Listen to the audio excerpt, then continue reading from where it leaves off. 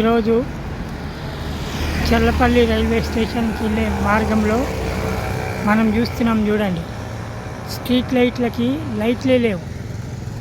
అతిపెద్ద నిర్మాణం చేసింది చర్లపల్లి రైల్వే స్టేషన్కి వెళ్ళే ప్రధాన దారి. ఈ దారిలో బోడుప్పల్ మున్సిపాలిటీ వారి నిర్వాహకం వల్ల ఇక్కడ లైట్లు లేక ప్రజలు నానా అవస్థలు పడుతున్నారు. ఈ లైట్లకి స్తంభాలకి లైట్లు ఉంటాయి కానీ లైట్లు వెలక్క చీకట్లో ప్రజల ప్రాణాలు కోల్పోతున్నారు. దీనికి తోడు ఈ యొక్క మార్గంలో అస్సలు లైట్లే లేక ప్రజలు ఇబ్బంది పడుతున్నారు.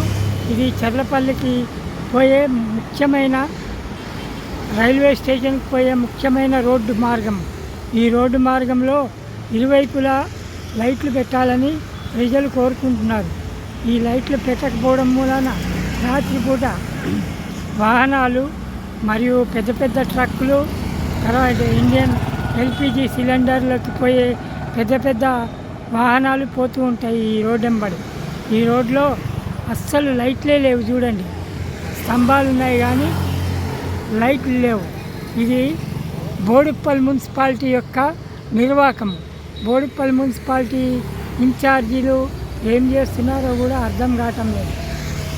దీని మూలంగా ప్రజల ప్రాణాలకి మరియు బస్సులు పోవడానికి వీలు లేకుండా ఉన్నది.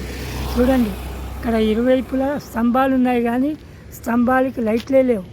ఈ లైట్లు లేకపోవడం మూలాన ఈ ప్రధాన రహదారి చాలా ముఖ్యమైన రహదారి. స్టేషన్కి పోవడానికి ఇదే దారి. చర్లపల్లి స్టేషను అతి ముఖ్యమైన స్టేషను.